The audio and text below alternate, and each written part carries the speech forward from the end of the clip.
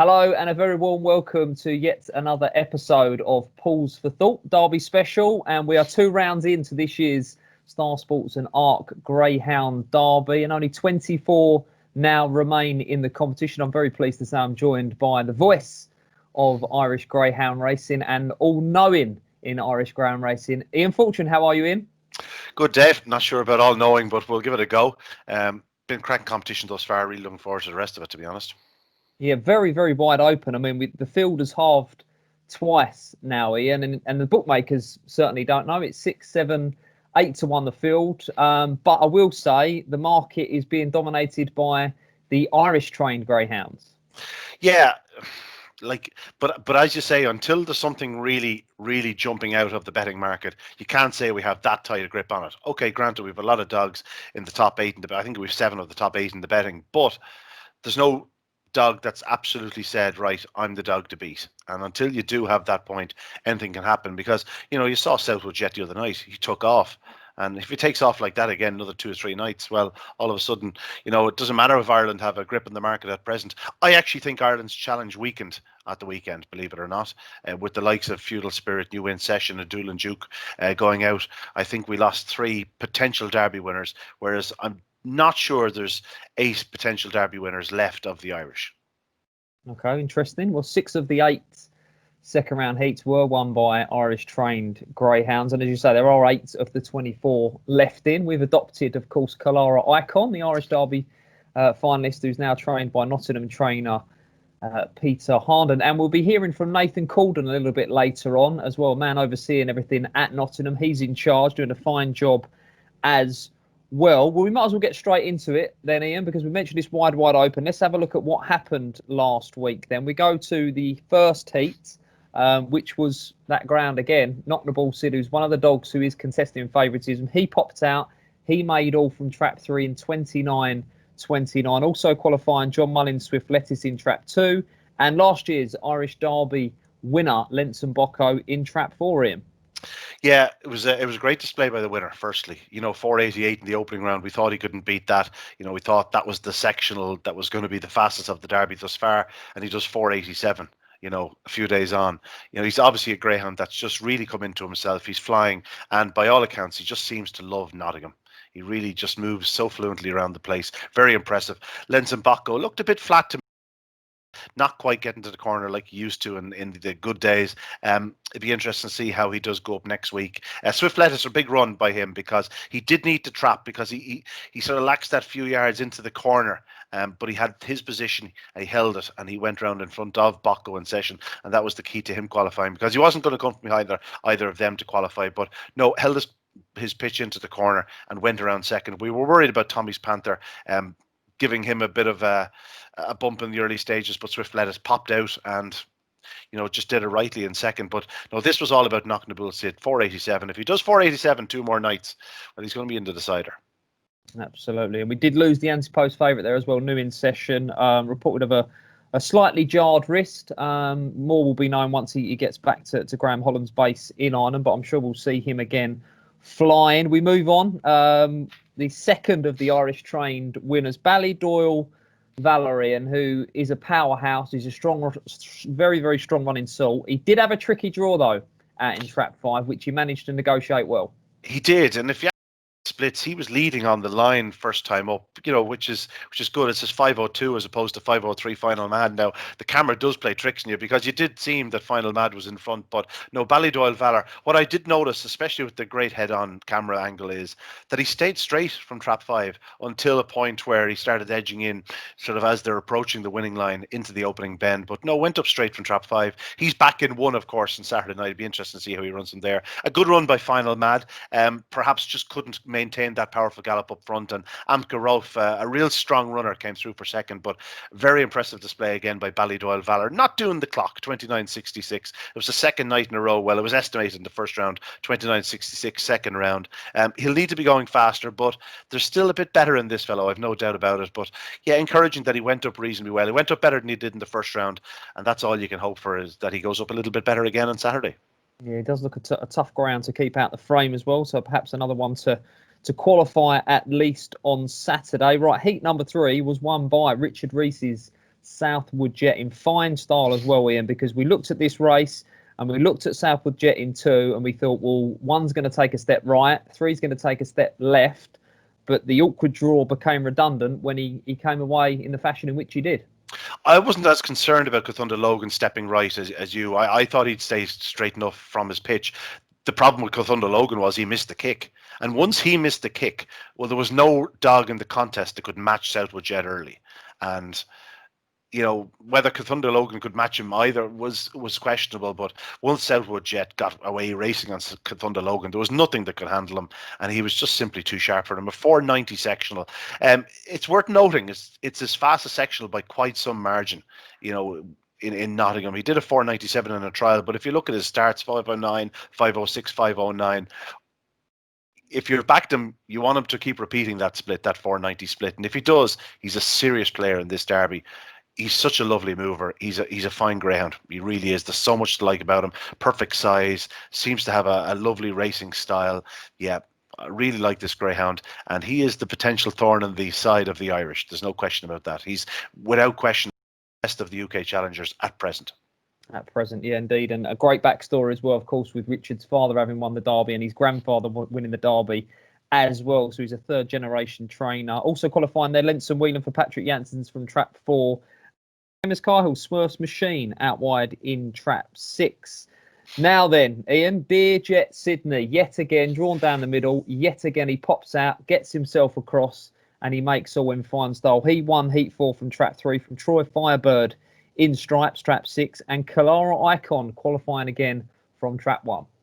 I think this was Kalara Icon's worst run in a while. He went third down the back straight, and I thought he'd pick up Troy Firebird in second, to be honest. But just, he's had in a short spell of time, Kalara Icon, but I have no doubt he'll be back and rearing to go again on Saturday night. He's just one of those dogs that does seem to handle his racing. We can forgive him for one poor enough run. Troy Firebird always has his draw. He's going to have his draw again on Saturday night, well drawn in Trap 6. But this Dear Jet Sydney, you've seen what we know about him. He's a good starter, but he's mad for that fence. He's in Trap 1 the next night. He did a 492 last weekend without having to worry about getting to the fence. There's every chance he'll go a fraction faster. He will need to, of course, because he's facing Noctable Sid, who we've seen go up faster on 2 nights with a 488 and a 487. So, yeah, listen, 3 good greyhounds in this heat. Kalara Icon, Dear Jet Sydney and Troy Firebird. And Troy Firebird, because of that wide seed, he could easily go another round or two. It'd be no surprise to me if this fella snuck into a Derby final. He's running well. He's just a good, strong running greyhound. Yeah, a lot to like about the 3 greyhounds in this heat. But Dear Jet Sydney at present, 29.15 as well, of course, fastest of the Derby. It was a hell of a run from a dog that's clearly a big player. Absolutely. And a bitch who I think is going to be a big player is Kulavani Chick, Ian, and she won the next heat from 6. And we spoke about her before the first round, and you said she's special. She's certainly special enough to win a St. Ledger, and if she keeps coming away and showing the early that she's doing at the moment, then who's to say she can't go all the way in the Derby as well. Also qualifying was Antigua Boy, who gave her a real fright down the back. Trap 1 showed a nice bit of middle speed, and Nuin Jacko for Ernie Gaskin as well from Trap 4. But it was all about the lady in the striped jacket here, Ian. Yeah, we're watching her growing up. That's what we're doing at the present, because she wasn't the bitch in Ireland where you'd say, oh, this one will get to the front and go on. Like she was power from halfway home. Now, as you saw in recent starts, when she's going up well, she is hitting a flat spot down the back straight. Now, Antigua Boy, I know plenty of. He was a dog that showed massive pace at the back end of last year around Shelbourne Park in the what would have been known for many years as the National Puppy Stake. It was the competition that Nuin Taylor actually won. But this dog has big speed down the back straight, and you saw that to great effect. Again, he was perfectly housed in the red jacket. He was guaranteed a clear run. He was only sort of disputing third, maybe fourth into the opening bend, but got a lovely clean run. The draw was key for him. Nuin Jacko, a real nice, strong runner. Brother Doolan Duke and Nuin Session, of course. I wouldn't have taken any sort of price about him going further than those 2, but he's still there, and the other 2 are gone. But Kulavani Chick, as I said, we're watching her grow up, and like Troy Firebird and like 1 or 2 of the other seeded runners, she should have her draw every night, and in theory she's probably one of the best drawn dogs in the quarterfinals. So yeah, I think we'll be talking about her again next week. And from what you're saying there, we think Achilles heel Might just be that at that second bend, she might just get tapped for a little bit of middle, but off the last, she'll still be full of running. Yeah, it's all about holding her pitch into the third turn. If she's there pitching at the third bend, well, she'll still go again. She'll kick on. As we said, she'll stay further in time. There's no question about that. Absolutely. And there was a real shock, probably the shock of the Derby so far in the next heat, which was heat number 6, because it was trap 3, Rockmount Oz. 4-0, 40-1, who popped out and made all. Wingman for Ken Humphreys in trap 4 also qualified, along with Wolf, who came from a long way back for Graham Holland. He was the odds-on favourite, but it was all about Aussie, who popped out, and he was away and gone, Ian. Yeah, he was certainly aided by Savannah Cody and Wolf bumping after 2 strides, because as it was, those two were probably going to race up his inside and go round first and second. I thought Wolf ran a big race in defeat because he's last at the second bend, and there's no question in his youth he would have probably finished last, maybe further last, but he's much stronger greyhound these days. He did move well into the third bend, got himself into a pitch, stayed close to the fence and came through into third spot, but he's going to avoid. He's going to need to avoid bumps like that if he's going to be winning a derby. Rockmount does he? I tipped him in the media challenge the previous week, and I thought he was certainly going around the opening corner when he turned a close second to Vic's Charm, but just wasn't to be. But on this occasion, he made the most of 1 and 2 clashing because he was in trap 3. As it was, Wingman walked out, so Rockmandazzi had a lovely pitch up the middle of the track, got to the front, and as we know, he stays further. He's run 5.75 around Romford, so no surprise to see Rockmandazzi running right to the line. Wingman did stay on well to grab second. He stayed very tight to the rails around the last 2 bends. That's where he made up a lot of his ground to qualify, and Wolf back in third. I don't think Rockmad Aussie or Wingman will be winning a derby. I wouldn't rule out Wolf just yet, but as I've said, he is a bit draw dependent. He wants the fence, and he's out in 5 the next night. Yeah, certainly one for the bookmakers. That one, 4-0, 40-1 was Rockmount Aussie. Next up wasn't exactly one for the bookmakers because the 6-4 on favourite Glen Garbell was absolutely sensational yet again, Ian, from trap 5. Churchill Holly, though, in 3, the local bitch for Lynn Cook. She made him really work hard for this win. She was blazing a trail. Distant Village for Matt Dartnell in 6 also qualified, but massive early from 3, but great heart and guts from the winner. Yeah, Glen Garbell is one of those dogs where if he was trapped in 2 or 3, you'd go, that's not a problem for him. But as it is, he just is suited by that 4, 5, 6 pitch because he goes up straight and then cuts in looking for his room, looking where to challenge. At first, I was a bit disappointed by the run, but when you look at the clock and you see, the pitch in front is she's a fair tool. And she did a big run, 4.88 sectional. Like Glen Garbell is doing 4.94. It's still up in the top 10 sectionals of the Derby, I'd imagine thus far. It was a good run. He had to work hard because in a lot of places, Churchill Holly was in his racing line, but a good winner and a very good runner-up. I'm a bit concerned by her draw the next night, Churchill Holly, but Glen Garbell, as I said, out in 5 and 6. He'll always be well enough housed. Distant Village ran okay in 3rd. I thought he'd showed a bit more dash in his second round effort, or bigger for his first round effort. Yep. But he is well housed again in trap 6, but he probably needs to find that extra few yards, find a bit more spark if he's going to be challenging for Derby success. Okay, and it was the ladies at it again in the 8th and final heat, Ian, and the Irish at it again as well, because Swanley Chick for John McGee popped out. She showed good early, and she was away and gone from trap 3. Blue Tick George obviously qualified in the red jacket, and Dean Ridge Rapid as well stayed on to qualify from trap 2 as well. But as she showed in the first round, she's got a little bit about her early on, this Swanley Chick. Yeah, I didn't see her leading any night, but that's where she's showing her speed because she really looked a strong runner in Ireland. She has a track record on her card around Dundalk for the 5.25 yards.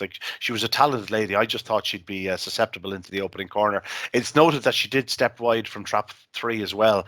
She's in 4 the next night and she has the Churchill bitch on her outside. Just interesting to see if they do clash in the opening yards. But no, she's running very well, Swanley Chick. And listen, Ginger McGee knows exactly how to produce one to win a derby. So I wouldn't dismiss her going any further because she's clearly a lady in good form, and when they're in good form, you keep backing them.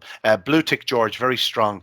He does lack the early speed, however. I know he didn't come away racing, but into the bend he is swamped a little bit. At Dean Ridge Rapid, he looks more of a strong runner than he does a sprinter, or sprinting early pace type. Like, that's how we got to know him in Ireland, was in the sprint competition. But it's very much home that he's doing his running from, maybe second bend home. I think he'll need to find an extra gear early if he's going to challenge for Derby success. But no, Swanley Chick, a good winner. And listen, it is great to see the likes of Blue Tick George going through and Dean Ridge Rapid. Blue Tick Syndicate and Ray and Paul put a lot of money into the sport. And this is what you want. You want those men involved in the latter stages of the Derby. So, right, they are the 8 heats. I did promise you at the top of the show that we're going to hear from Nathan Calden. And I caught up with Nathan a little bit earlier on this week to find out how they've been getting on Nottingham staging this year's Derby. Well, I'm absolutely delighted to now by Nathan Calden, who's been overseeing the Greyhound Derby at Nottingham. The official title is Racing Operations Manager, but I know you keep an eye on everything going on at Nottingham. Nathan, how are you? Good, thanks, Dave. Yeah, it's been a very interesting derby so far. Yeah, I'm sure you're a very busy man at the moment. So, I mean, we're 2 weeks in. We're approaching the quarterfinals. Nathan, how would you assess it so far? So far, so good? Yeah, I think the racing side's been excellent. Obviously, we had the second day of the first round with all that rain. That wasn't ideal for anybody. It's always nice to have racing on good ground. It was disappointing from that point of view, but the quality of racing has been really, really good. Yeah, just on a note on that, I mean, a special word for track staff, because the heavens opened and they opened for a long, long time. The going was testing, but there was no injuries reported from that Saturday night, and a lot of people were very complimentary of the work that went into the track. Yeah, I mean, Paul Smith and his team out there, they do a fabulous job. He's passionate about it. He really cares. I know he was interviewed recently and someone actually asked him, what do you do differently to the Derby? And his answer was quite correctly, nothing, because he prepares that track to the best of his ability every time. But the pleasing thing for that night, because sometimes when it rains like that, you're in the lap of the gods, you can have a track bias and everything like that. There wasn't one. He prepared that track.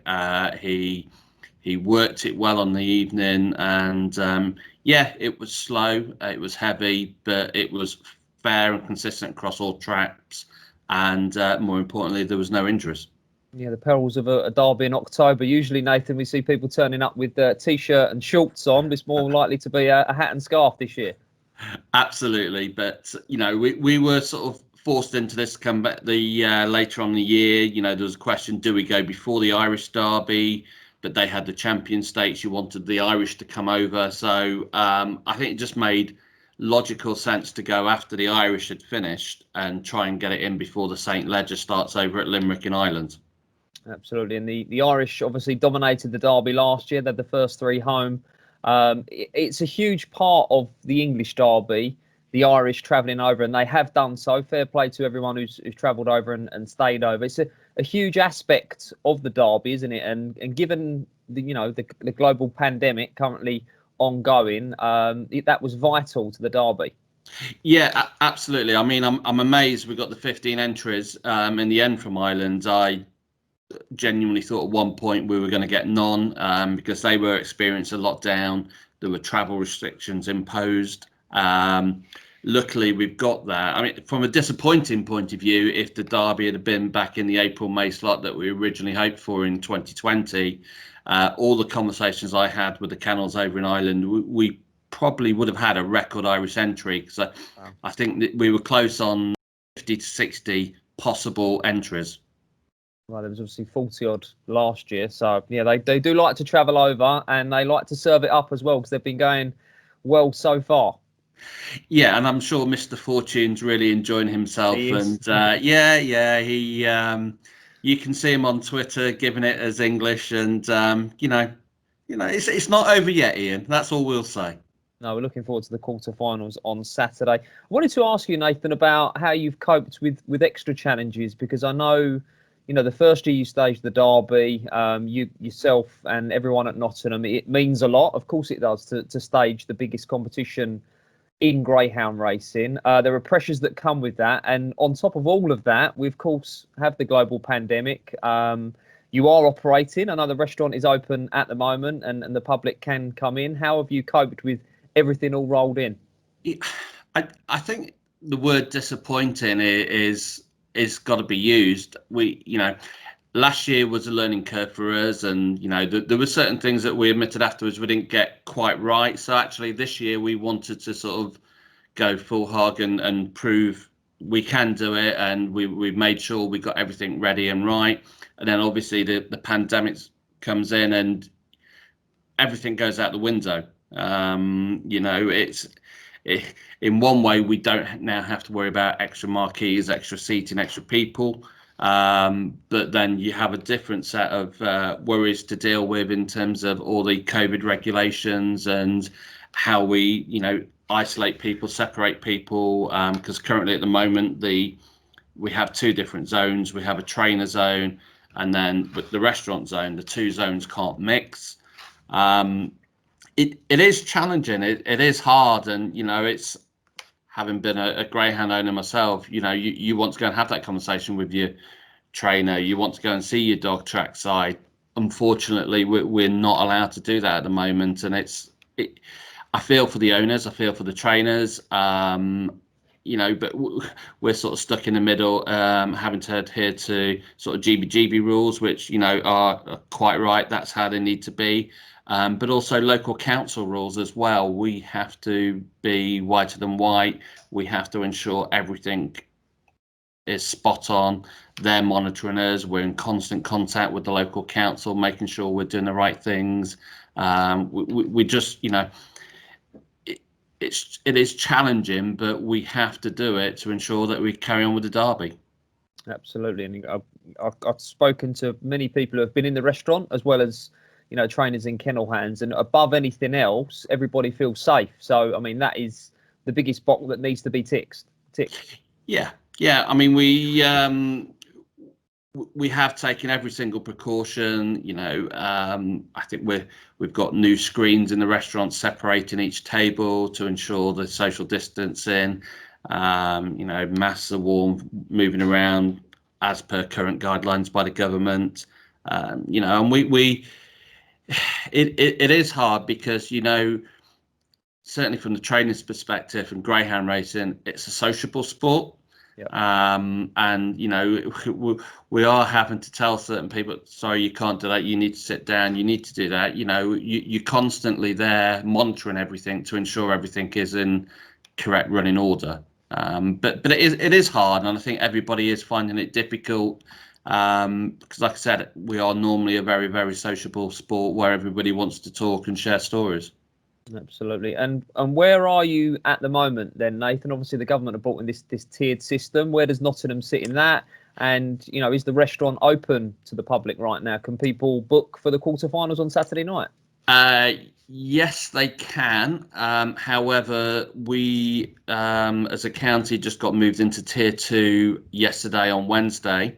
And that basically means people booking into our restaurant, it's still the maximum party size of 6, but those people have to be from the same household.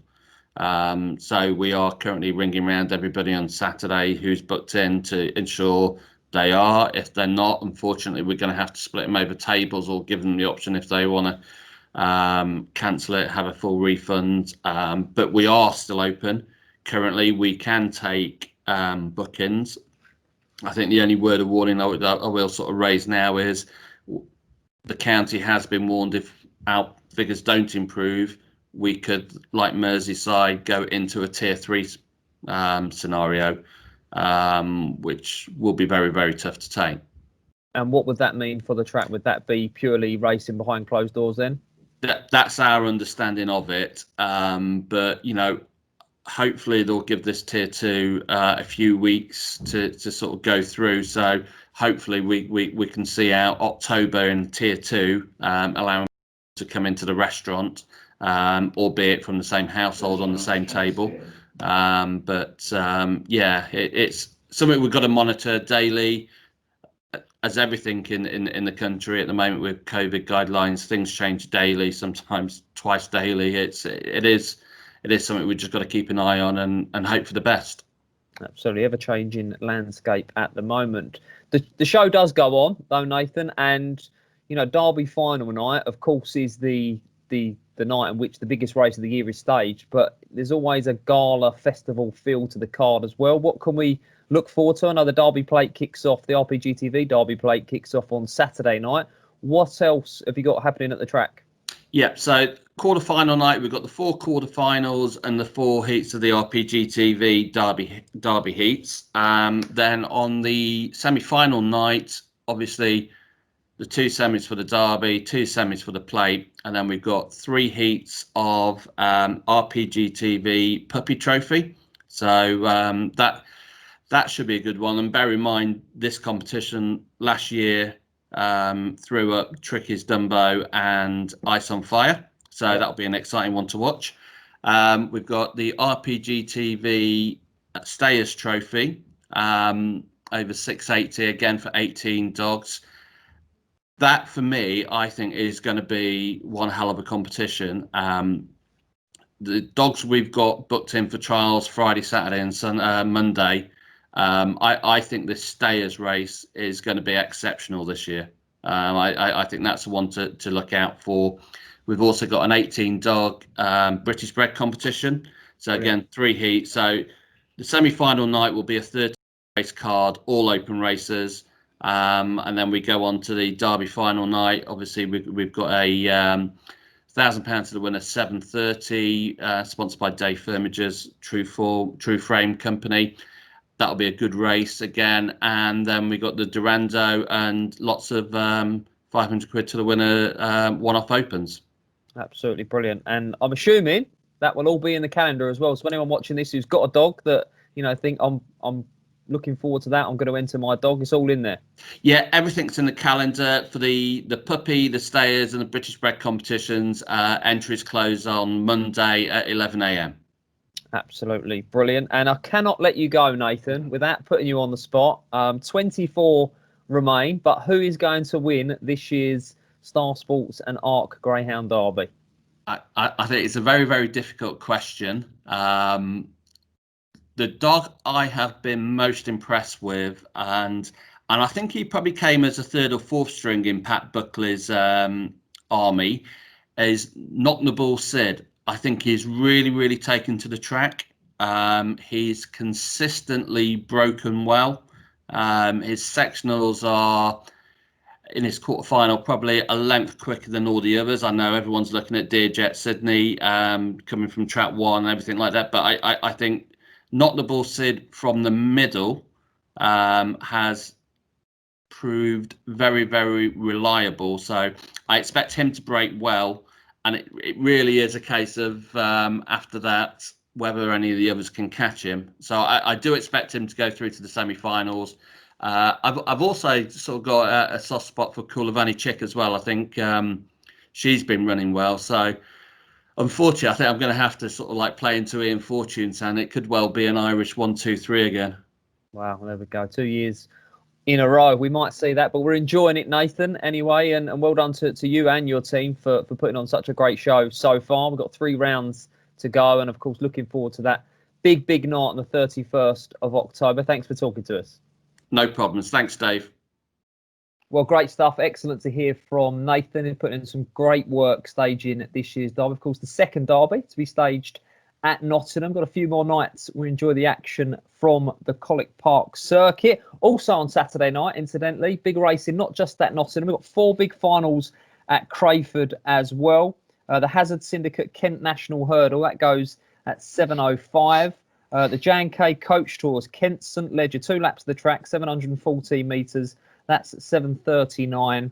There's £7,500 up for grabs there. Then the big one, the £8,000 Ladbrokes Gold Collar Final. That's a lap and a half of the track, 540 metres there, £8,000 at 8:14. And then the Speedsters in the 8:44, the Ladbrokes.com Crayford Rose Bowl Final over 380 metres. Do, of course, try and get to your local track. Both Crayford and Nottingham are open. You can book seats in the restaurants. If not, you can enjoy all the action live on Racing Post Greyhound TV. Now then, Ian, quick mention on the Derby plate, the RPG TV Derby plate. We saw some casualties, some surprising, from the early rounds of the Derby. They're going to line up in the plate. Anything catch the eye very quickly there? I've put you bang on the spot there. One I like, I'm going to throw out, is Deanridge Sirius. I don't think we've seen the best of him yet. It was well back for the Derby itself. I think he'll go well on the plate. Yeah, and he trialled well since. That's the key. I think the more experience he had around Nottingham, the better. He's been lightly enough raced, so you'd forgive him for his. I suppose it was a flat-footed effort in the opening round of the Derby, but the trial would suggest he's back and he's improved for the run. A big player. I still think Doolan Duke, obviously a dog that I had tipped up for the Derby itself. I'm putting down his second round effort to basically the run been dragged out of him in the opening round. Didn't get the clearest of passages, but did look a bit flat in himself. So hopefully after a week he's going to come back better than ever, and I think he's probably the one to beat in the plate. Looking at the rest of them, some talented types, but these plate competitions are always difficult to pick the form line in, because they've all come into the competition on the back of a loss, so you have no real sort of winning form to look at. Tough betting assignments in the plate, but no, best of luck to everyone involved, and it's great to see them coming back to Nottingham, because often people just say no, we'll go elsewhere, we'll do different targets, but it's great to see them supporting Nottingham, and they want to be a part of Derby final night too. Good sponsorship from Racing Post Greyhound TV as well. Right, first quarter final on Saturday night is the 8:36. It looks all about the draw here, Ian. Kulavani Chick out wide in trap 6. Verona trainer Noel Hare. We think Wolf is going to be heading inside from trap 5, surely. Yeah, definitely. If you actually look at him last year from trap 5 on Derby final night in the plate, a dog flashed out from 4. He was in 5, and he decided then to cut inside 4. I would say if Wolf comes away alongside dogs on his inside, I think you'll see him staying reasonably straight until he gets the room to race. He'll show big early speed again into the opening corner. I don't think there's an awful lot of early speed on his inside.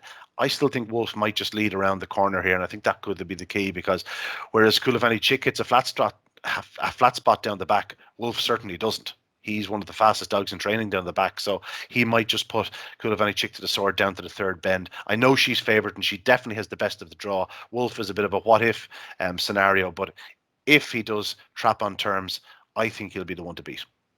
Absolutely. And down the card there, trap 1 wingman for Ken Humphries, and Ken amongst the owners as well. So joint owned with Duncan Begley. The trap 2 runner is Newin Jacko for Ernie Gaskin, owned by the Gaskin Greyhound partners, Paul Carpenter amongst those. And Tiga Boy for champion trainer Mark Wallace goes in 3, owned by Amanda and Nick Gill. Ray Dean and Paul Surridge own Deanridge Rapid, who goes from trap 4 for Alison Kelly Pilgrim. Wolf, as we've already mentioned, for Marion Maloney and Graham Holland in trap 5, and that bitch Kulavani Chick, as I say, owned and trained by Noel Hare. She's going to be your favourite for the first quarter final. The second quarter final, Ian, goes 8:52, and as impressive as Southwood Jet was in the second round, we ask a big question of him again here, because this is as far away as he's been from the inside row. He's now out in 5. Yeah, like us all, we all taking a glance at his Irish form to see what he did. He was never out in trap 5. He's only been in 4 a couple of occasions. He handled it reasonably well. On one of the nights, he definitely found himself on the fence at the opening corner, but traps 1 and 2 in that same contest didn't go up well. So it's still an unknown. 4 lengths in Bocco. If he's going to do anything in the opening yards, he'll edge inwards. I know he ran off the opening corner in the first round, but no, I think trap 3 or 4 is generally his box. So I can't see him moving out into Southwood Jet. It's whether a case of Southwood Jet moves into him. The big question in that race is whether Lenson Bocco can show a bit more of his early dash. Like, he still does a 4.95 the last night, so he's only 3 parts of a length behind Southwood Jet onto the winning line first time up. So it's not just quite as cut and dry as Southwood Jet just popping out and leading all. He's still going to have to get around Lenson Bocco, and Bocco only has to find a few spots to be on his inside at the opening turn. And if that were the case, well, then it'll be race on. Blue Tick George, very well housed on the fence. It's going to be hard enough to keep him out of the frame if he does get that clear run around the opening 2 bends. And at the same time, we mentioned about Troy Ferbert earlier on, very well housed. That's a cracking little contest, because even the likes of Lenson Whelan and Final Mad, they can run. This isn't just a case of Southwood Jet popping out and leading all. There's a bit bit more quality in this than we're giving them credit for. Of course, we have a Derby winner in 4. We've set with Jet in 5, and then it's a case of what else is going to come to the fore. Cracking little contest. I'm going to wear my Irish hat. Just take a chance that Lenson Bacco just does enough to hold set with Jet into the corner and maybe go round either in front or on his shoulder, and that can be enough for me, Lenson Bacco.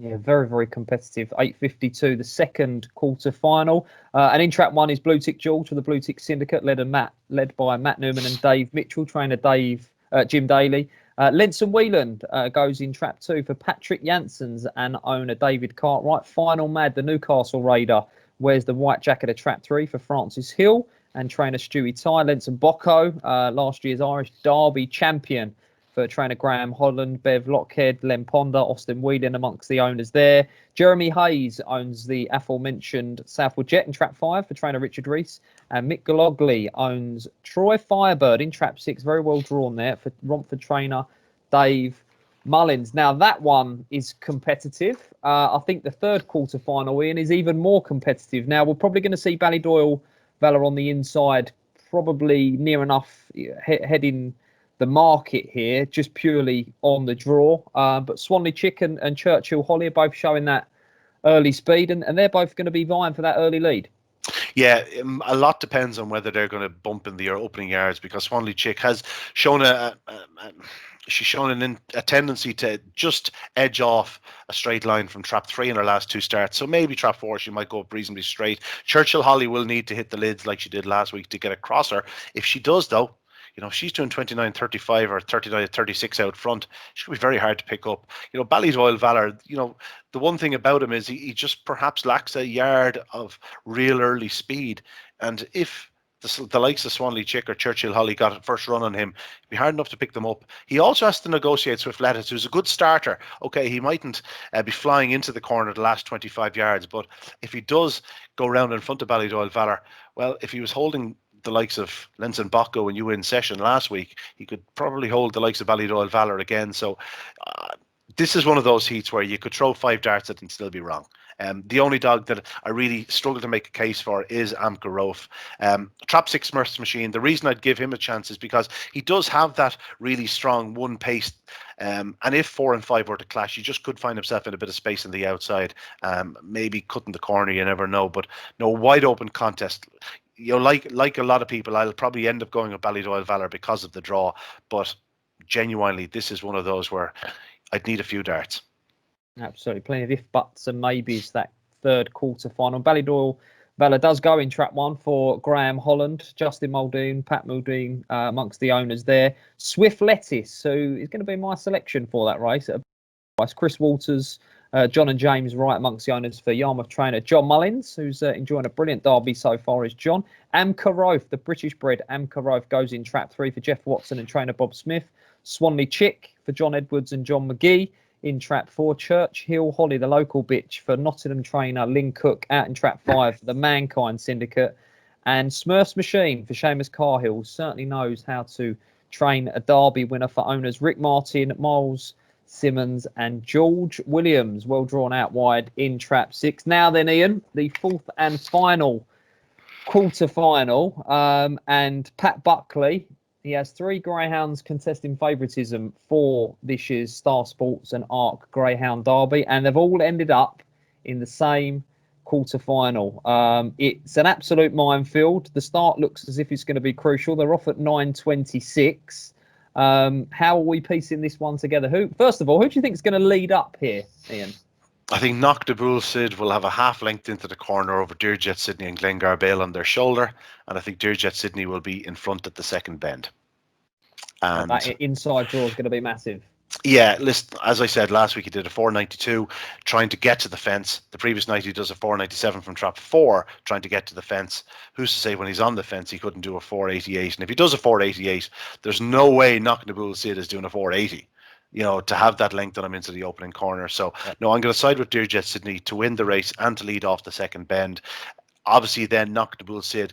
It'd be interesting to see if he does become a bit vulnerable if he's headed. But he's been showing enough in this competition to suggest that he really loves the track and that he can really race right to the winning line. So I think Glengar Bale will probably come through for second, and then it's a case of whether Knockable Sid is vulnerable to the likes of a Clara Icon or a Distant Village. An interesting contest this. Obviously it is about the three Irish in terms of the market, but whether all three can qualify, well, that's the question. Clara Icon, like, we know one thing about him is, he's never beaten. If he's 8 lengths back at the second bend, you're still keeping an eye on him. Distant Village perhaps needs to find a few yards to really worry the big three. But, all I know is that I won't be back in Rockman Dozzy, even if he is 50-1. He's not for me, because how can he lead up 1 and 4? I don't think that's possible.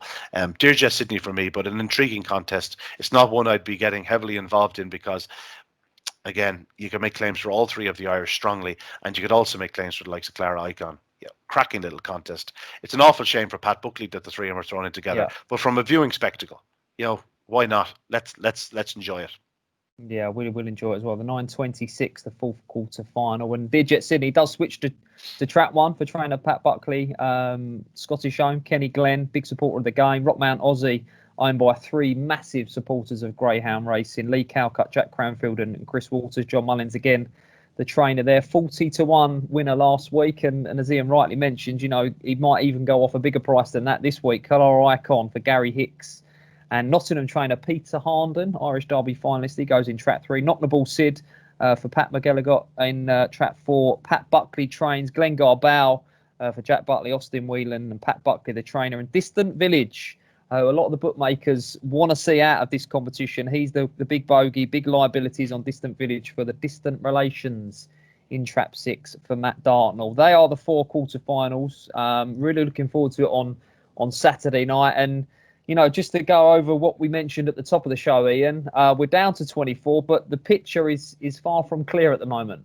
Far from clear. I mean, like, there are certainly 7 or 8 dogs you can say that can win the Derby, that can win the Derby, that can win the Derby, and then something might still spring out of the woodwork and just pop up at a run.